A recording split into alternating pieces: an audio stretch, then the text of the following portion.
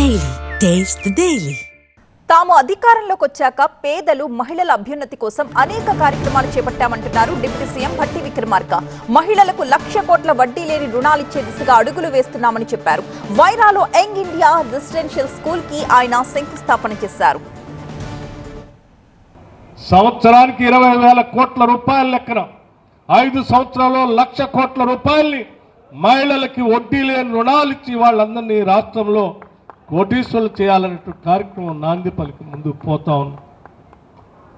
సంవత్సరానికి 20,000 కోట్ల రూపాయలు ఇస్తామని మేము టార్గెట్ పెట్టుకొని ముందుకు పోతా ఉంటే చాలా మంది నవ్వారు. ఇది సాధ్యమా? 20,000 కోట్ల రూపాయలు మహిళలకి వడ్డీ లేని రుణాలు ఇచ్చేటువంటి కార్యక్రమం సాధ్యమా అంటే ఈ ప్రభుత్వం చేసి చూపిస్తుందని చెప్పాం. సవాల్ విసిరాం.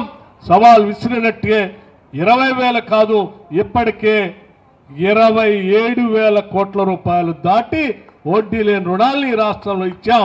కొద్ది రోజుల్లో మరొక దఫా అనేక శాసనసభ నియోజకవర్గాల్లో వడ్డీ లేని రుణాల పంపిణీ కార్యక్రమం గతంలో చేశాం.